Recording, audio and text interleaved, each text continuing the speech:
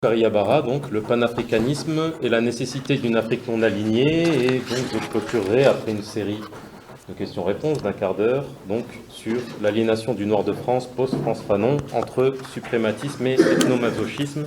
Je laisse la parole à Hamzat. Merci Dany, merci Louis, merci à toutes et à tous d'être présents aujourd'hui. Mon intervention en fait concerne les questions, on va dire, d'alignement et de non-alignement, également un petit peu les objectifs de la Ligue panafricaine, concernant donc cette question des convergences et aussi des divergences des luttes africaines et européennes. Je dirais donc que les luttes européennes et les luttes panafricaines s'inscrivent dans des histoires qui sont connectées mais parfois opposées. Dans le cas européen, la colonisation a créé un monde centré autour de ce qu'on appelle l'Occident, c'est-à-dire tous les lieux dans le monde où la présence européenne s'est imposée, dans un premier temps en opposition à la présence arabo-musulmane, puisque la naissance même du projet euro-américain était d'accéder aux richesses de l'Orient, sans passer par les territoires contrôlés par les puissances arabes et perses de l'époque. Les populations originelles de l'Amérique, qui connaissaient déjà une présence africaine avant l'arrivée de Christophe Colomb, ont subi un génocide de la part des Européens. Et au nom du christianisme, la mise en place de la traite a permis aux puissances navales, aux compagnies de monopole et aux bourgeoisies marchandes européennes de construire le système monde capitaliste dont parle Emmanuel Wallerstein. Ce sont des millions d'Africains qui ont été pris en otage et déportés vers les Amériques. Et c'est parmi ces millions d'Africains que va naître le panafricanisme à la fin du XVIIIe siècle. Le panafricanisme est politiquement né avec l'indépendance d'Haïti en 1804, en dépit de l'hostilité des puissances occidentales coalisées autour d'Haïti avec donc la France de Napoléon. Ce point permet de rappeler donc une différence fondamentale sur l'historicité des luttes européennes et panafricaines à l'échelle mondiale. Les luttes européennes ont souvent porté à leurs dépens, en germe, les fruits d'une politique impérialiste, tandis que les luttes panafricaines ont constamment rejeté toute visée expansionniste ou prédatrice, à la seule exception de la question complexe et naturelle du mouvement de retour en Afrique, le Back to Africa, connu par moments sous la formule intéressante et controversée de sionisme noir. Le contexte de domination coloniale de l'Europe sur l'Afrique, qui ne fut rien d'autre qu'un véritable esclavage à domicile, accompagné de pratiques génocidaires, fait que les questions de souveraineté et de légitimité sont également décalées. Rappelons ici que l'Europe et l'Afrique sont deux entités qui sont historiquement et géographiquement trop différentes pour être confondues. Aucun pays africain ou européen ne peut réellement servir de motif pour parler d'une juxtaposition d'ères civilisationnelles, comme on pourrait le dire avec la Turquie et la Russie, qui font bien partie d'un ensemble que l'on qualifie d'eurasiatique. En dépit d'un projet néo-atlantiste comme l'Union pour la Méditerranée, qui garde une certaine nostalgie de l'Algérie française, il n'existe pas d'ensemble eurafricain possible et la décision du Maroc de revenir vers l'Afrique le prouve avec néanmoins des nuances. Seuls deux pays, j'y reviendrai plus tard, la Libye et l'Égypte, pouvaient jouer un rôle similaire à la Russie et à la Turquie vis-à-vis de l'Europe en termes d'arrimage arabo-africain ou euro-africain. L'Europe, qu'elle soit bestiale ou humaniste, de gauche ou de droite, fasciste ou progressiste, conservatrice ou réactionnaire, a imposé et exercé sa souveraineté sur l'Afrique et sur le monde dans le cadre colonialiste.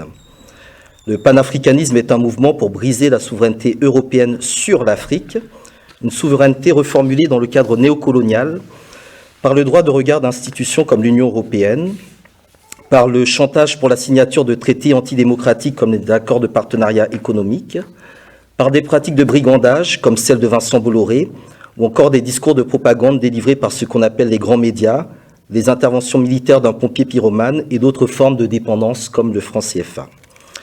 Depuis les fameuses indépendances, le seul droit des Africains de choisir par qui ils seront dépossédés de leurs richesses, de leurs droits élémentaires et fondamentaux, et l'actualité montre à quel point la démocratie est devenue une forme de recolonisation par consentement.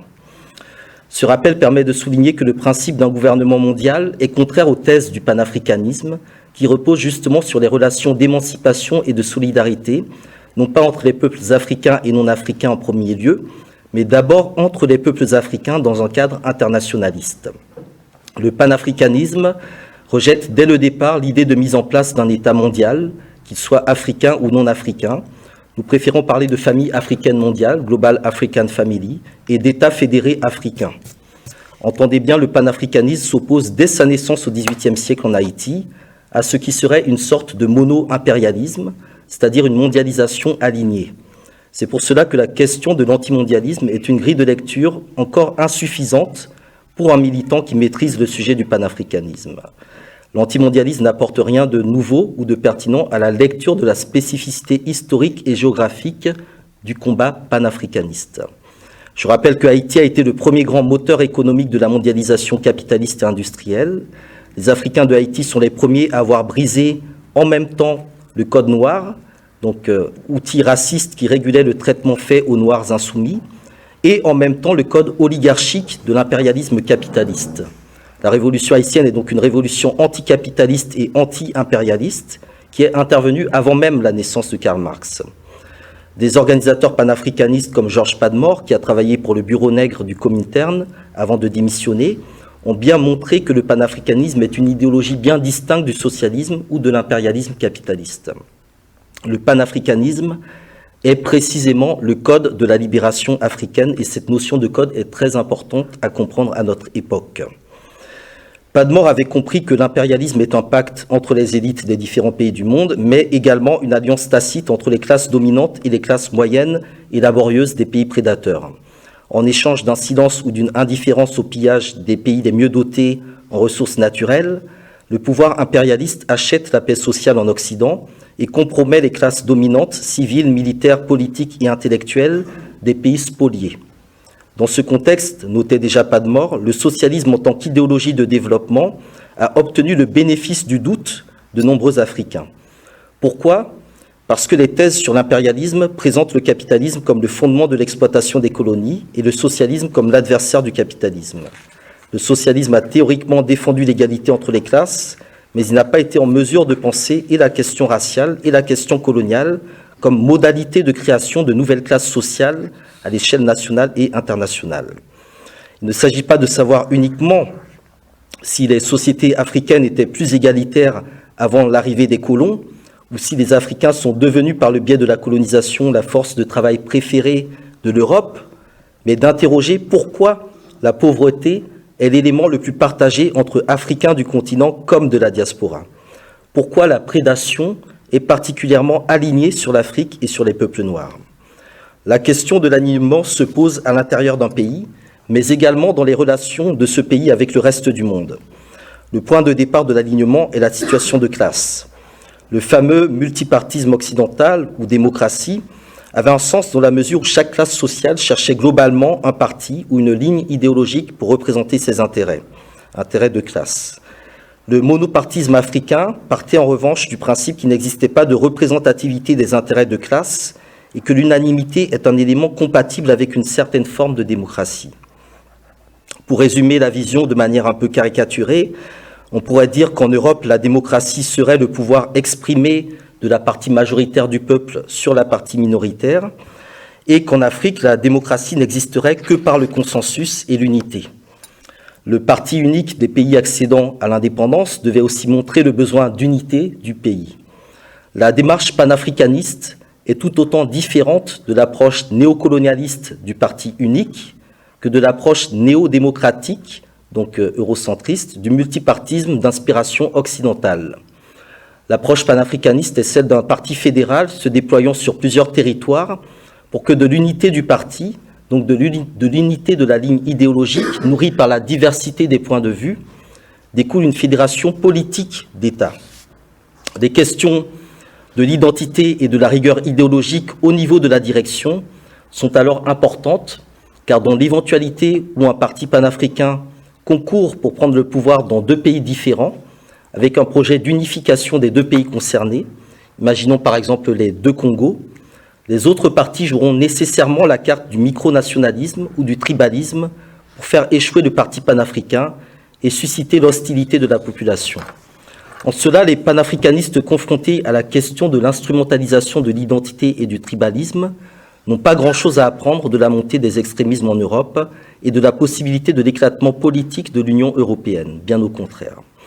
La possibilité de voir des partis anti-européens prendre le pouvoir au Parlement européen dans les années qui viennent est peut-être plus grande que la possibilité de voir des partis panafricains prendre le pouvoir dans toute l'Afrique, non pas parce que le panafricanisme ne prendrait pas racine, mais parce que d'une part, les mécanismes institutionnels, politiques et sociaux sont différents, et d'autre part, il existe une partie de l'oligarchie européenne qui n'est pas contre l'Europe, mais pour un autre projet européen. Il existe en Europe une capacité de trahison de classe, de dissimulation ou de corruption idéologique qui me semble supérieure ou plus sophistiquée que celle qui existe en Afrique. Donc il faut être vigilant. L'objectif organisationnel de la Ligue panafricaine Umoja est de fédérer, dans un premier temps, les familles idéologiques qui ont développé une approche nominalisée du panafricanisme.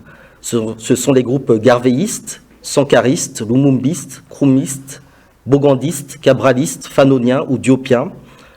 Autant de figures qui, comme Marcus Garvey ou Cheikh Anta Diop, ont été capables de penser la libération économique et politique des peuples africains et de penser tout autant la question de la désaliénation culturelle et spirituelle des peuples noirs dans un monde où la question raciale reste, qu'on le veuille ou non, un facteur déterminant des relations internationales. Les Africains ont fait deux erreurs. La première est celle de l'organisation de l'unité africaine, c'est-à-dire partir du constat au début des années 60 que puisque l'Europe était divisée en deux blocs dans le cadre de la guerre froide, les Africains devaient s'unir pour montrer l'exemple et de leur non-alignement. C'est le compromis d'Addis Abeba entre les groupes réactionnaires de Monrovia et révolutionnaires de Casablanca. Cette unité de façade et de compromis a très vite craqué et l'Union africaine est aujourd'hui la descendante d'une institution désunie. La deuxième erreur est de chercher à s'allier avec les États-Unis ou la Russie, la Chine ou l'Iran, ou même l'Europe dans un certain sens, alors même que l'unité africaine n'est pas défendue. Cette deuxième erreur part d'une approche où les pays africains oublient que la souveraineté ne peut exister sans indépendance. Or, ce qui définit l'indépendance est l'acquisition d'un pouvoir étatique et représentatif d'une population avec une juridiction territorialisée non liée aux frontières coloniales, une administration et une organisation économique et sociale propres aux sociétés et cultures africaines. C'est ensuite à travers la sécurité et les relations internationales que l'indépendance réelle peut se comprendre. L'activité diplomatique est donc la forme suprême de l'indépendance, de la souveraineté et du lien entre la politique de défense et la politique internationale. Une critique facile et paresseuse adressée aux panafricanistes concernant le projet des États-Unis d'Afrique est de dire que nous voulons copier les États-Unis d'Amérique ou l'Union européenne, mais pour autant l'URSS, la Chine, l'Inde sont également d'autres exemples de nature fédérale. Ce qui intéresse les panafricanistes, ce n'est absolument pas le modèle de contrôle gouvernemental de ces différentes entités, mais les circonstances et la manière par lesquelles elles ont construit leur unité et leur puissance pour que leur population soit un minimum, je dis bien un minimum, respectée et protégée. Il faut comprendre que le modèle de contrôle gouvernemental centralisé et le modèle d'unité politique sont deux choses bien différentes. On ne peut donc pas confondre une centralisation impérialiste comme celle des États-Unis et de leurs valets européens avec ce que mon camarade du Canada, Aziz Fall, appelle par exemple le panafricentrage, c'est-à-dire une stratégie internationaliste panafricaine.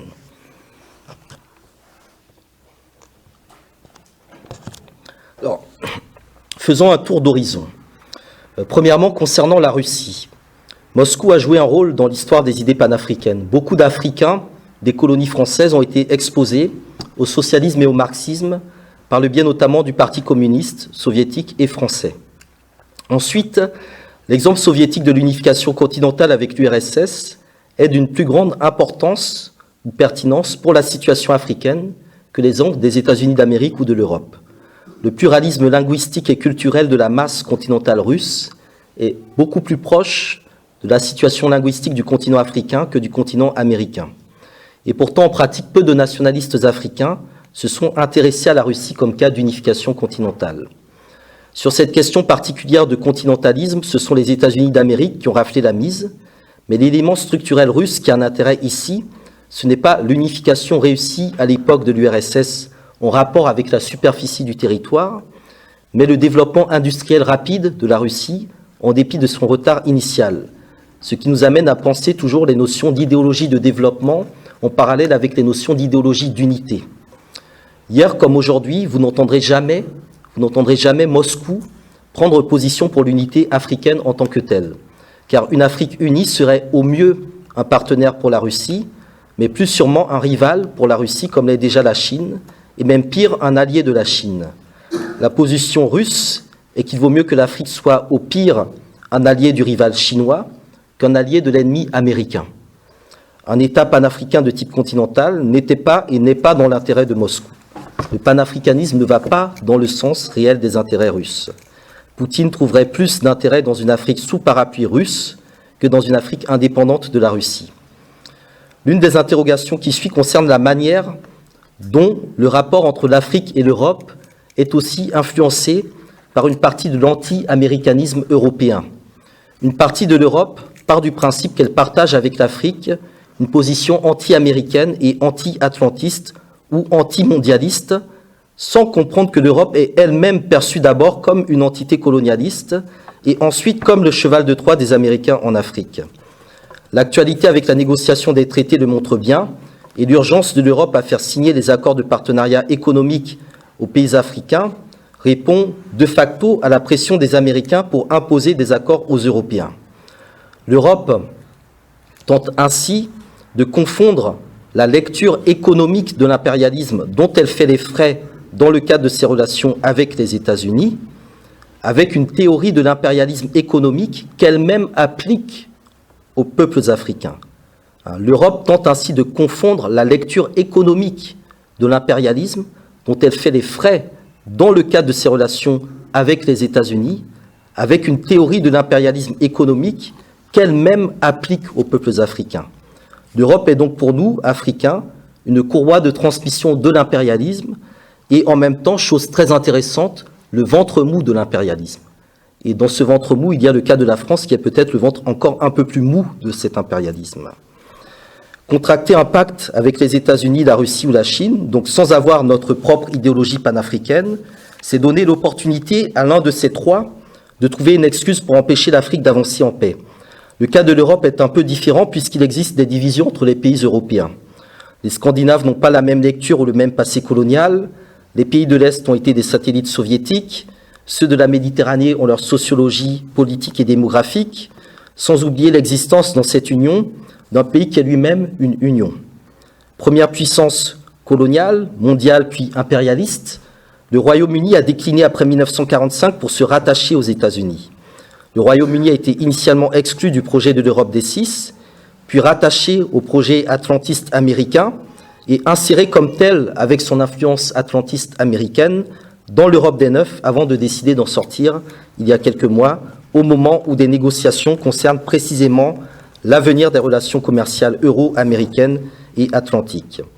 Sur toute cette période, Londres a été et est restée la première place financière et économique du continent africain. On parle souvent de Londres comme première place boursière européenne, mais Londres est aussi la première place financière africaine.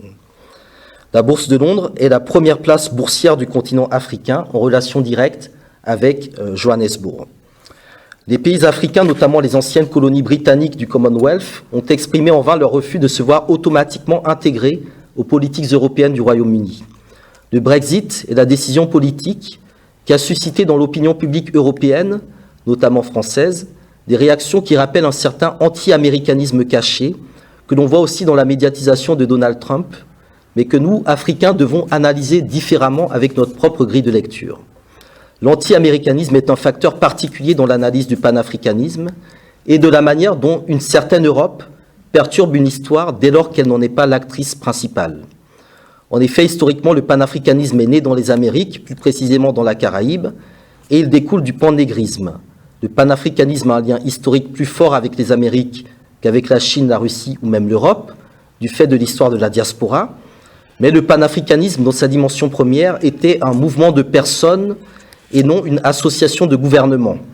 Une fois que la France et l'Angleterre ont décolonisé sous la pression américaine et soviétique, notamment au lendemain de la crise de Suez, en 1956, il y a eu un glissement subtil sur la racialisation du panafricanisme, qui explique aussi pourquoi et comment les Américains ont redessiné la géopolitique africaine en intégrant cette Afrique du Nord dans le fameux Grand Moyen-Orient, le Middle East and North Africa.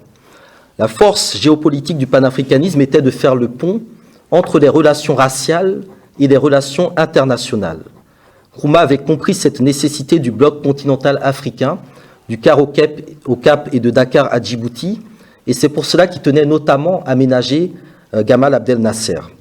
Nkrumah avait compris que le seul pays africain qui pouvait, de par sa situation géopolitique, ressembler un peu au cas de la Turquie ou de la Russie dans l'ordre international, était l'Égypte et accessoirement la Libye.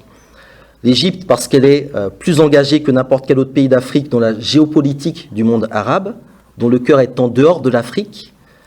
L'Égypte est aussi devenue le moins africain des pays africains parce qu'elle a été depuis longtemps exposée aux influences occidentales, lesquelles, nous le savons, sont venues y voler un certain nombre de savoirs et de sciences qui remontent à l'époque de la civilisation négro-africaine, l'époque pharaonique. L'Égypte est aujourd'hui le plus occidentalisé des pays africains en dehors de l'Afrique du Sud, avec une des capitales les plus cosmopolites. À l'époque où le Ghana, la Guinée et le Mali formaient l'Union des États africains, l'Égypte avait même réalisé la République arabe unie avec la Syrie. Par la suite, la Libye de Kadhafi a tenté de corriger le déséquilibre de la révolution nassérienne en ayant une politique arabe et une politique africaine complémentaires, parfois brutales, qui, à l'opposé d'un Léopold Sédar Senghor, visait à dissocier le panafricanisme du degré d'africanité et le panarabisme du degré d'arabité. Et c'est précisément cette dissociation qui a inquiété les puissances occidentales, le fait que le panafricanisme puisse s'allier à une forme d'impérialisme. Quand nous regardons la guerre de Libye, nous y retrouvons des éléments similaires à la crise du Congo. La guerre de l'OTAN en Libye, aujourd'hui, est l'équivalent contemporain pour l'Afrique du Nord de ce qu'a été la crise du Congo au moment des indépendances en 1960-61. Le panafricanisme pensé par Nkrumah visait à faire de l'Afrique un bloc, alors que la logique du non-alignement est précisément le rejet de tout bloc, quel qu'il soit. C'est en cela que le panafricanisme ne peut, une fois de plus, s'aligner sur des luttes non africaines comme les luttes européennes. Le panafricanisme n'est bien évidemment ni du socialisme ou du communisme, ni du libéralisme ou du capitalisme. Le panafricanisme étant anticapitaliste par son acte de naissance, la révolution haïtienne, n'aurait pas été incongru, en revanche, de fonder l'unification africaine, comme le proposait Georges Padmore, sur un rejet total du communisme, sans pour autant s'aliéner au capitalisme. La difficulté a été l'émiettement des positions et surtout des retournements d'alliances. C'est pour cette raison qu'il est essentiel de comprendre la géopolitique d'un pays comme l'Éthiopie, qui a été de toutes les alliances possibles et qui est aujourd'hui un allié assumé de l'impérialisme sino-américain, euro-sino-américain, donc chinois pour la partie commerciale, américain pour la partie militaire et diplomatique pour la partie européenne. Pour que les pays africains réalisent une rupture panafricaine, ils doivent commencer par comprendre que la neutralité est une forme de domination impérialiste. Trop souvent, les pays africains se disent neutres. Ce fut le cas de l'Éthiopie au moment de l'agression par l'Italie de Mussolini en 1935, et qui constata le parti pris de la Société des Nations. Ce fut le cas du Congo de Patrice Lumumba, qui demanda l'aide américaine puis soviétique avant d'abandonner sa souveraineté au Conseil de sécurité des Nations Unies. Ce fut le cas de la Libye de Kadhafi, qui était persuadé, depuis qu'il suivait W. Bush dans la guerre contre le terrorisme, que ses amis Sarkozy, Obama, Blair et Berlusconi ne pouvaient pas le trahir en échange de tout ce qu'il leur apportait. La neutralité est la maladie politique de l'Afrique, et ceux qui déstabilisent le continent le savent très bien. Déclarer la guerre à un pays qui se dit neutre oblige ce pays qui se dit neutre à chercher des alliances dans le groupe opposé à son agresseur, et donc à sortir de la neutralité. L'erreur géostratégique de Kadhafi a été de revendiquer une certaine neutralité alors qu'il était la cible. La seconde erreur est de croire que l'aide qui viendra du camp opposé suffira à réduire ou résoudre le conflit. Toute aide qui vient d'un côté appelle une aide supplémentaire de l'autre côté, ce qui signifie que lorsqu'un pays africain est dans une situation de conflit interne, on évoquait le cas du Congo tout à l'heure, notamment du Congo-Brazzaville, l'intérêt des puissances impérialistes est que l'équilibre militaire entre les deux groupes africains qui se battent soit à la fois maintenu et dans un second temps mécaniquement augmenté par le contrebalancement des aides. Si vous comprenez cela, vous comprenez pourquoi des adversaires comme la France et l'Allemagne, la Chine et le Japon, les États-Unis et la Russie, Iran et Israël renforcent leur présence économique et militaire un peu partout en Afrique. Ce mécanisme permet d'augmenter les forces militaires en présence sur le continent africain, mais il permet aussi d'augmenter le nombre d'acteurs, et plus les acteurs sont nombreux, plus il est difficile pour les Africains de se faire entendre et de négocier en fonction de leurs seuls intérêts. L'Afrique n'est pas alignée sur l'impérialisme, elle est divisée par les impérialismes. Et la ligne de partage des eaux de cette division se trouve précisément au niveau du Congo-Kinshasa. Le rôle des Nations Unies dans ce contexte est de désarmer et d'empêcher une véritable riposte africaine, qu'elle soit politique, militaire ou autre, qui serait indépendante de l'ordre international. Enfin, je voudrais conclure par un point d'interpellation, c'est la capacité de l'opinion européenne, orientée ou désorientée par les médias, à s'indigner au sujet de certaines choses en Afrique ou dans les territoires maritimes sous domination coloniale, sans voir que cette même opinion ou ces dirigeants en portent la responsabilité par leurs choix politiques ou par leur mode de vie. Toute indignation qui ne se transforme pas en une politique concrète de boycott, par exemple, est de l'énergie perdue, et à ce niveau, les Européens, mais aussi beaucoup trop d'Africains vivant en Europe, sont très difficiles à désaliéner et à réveiller. Le panafricanisme n'est pas du tout une position de naïveté. L'histoire du panafricanisme est jalonnée de guerres, de déportations et d'assassinats ciblés. Toussaint Louverture et Marcus Garvey, Ruben Oumniobé et Patrice Lumumba, Malcolm X et Amilcar Cabral, Walter Rodney et Thomas Sankara, et la liste continue. L'Europe porte une grande part de responsabilité dans cette politique de terreur, et beaucoup d'Africains, quand ils apprennent les crimes commandités par cette Europe-là, qui n'est pas représentative de tous les peuples européens, ont des réactions soit totalement apeurées, soit catégoriques et indignées. Je le répète, l'indignation est une forme d'émotion dans laquelle on peut certes faire passer une connaissance. Cette stratégie est de plus en plus utilisée dans nos réseaux de conscientisation, mais ce n'est pas quelque chose de nouveau. Il convient, pour ne pas faire de l'indignation une accumulation de frustration, de dire que la morale, et j'insiste bien, la morale n'a pas sa place dans les relations internationales entre l'Afrique et l'Europe. Le panafricanisme n'est pas une affaire de morale, c'est une affaire de stratégie.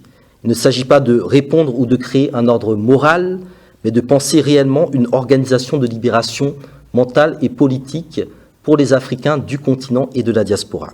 Au nom de la Ligue panafricaine, je vous remercie. Asante Sana, Mojani Nguvu.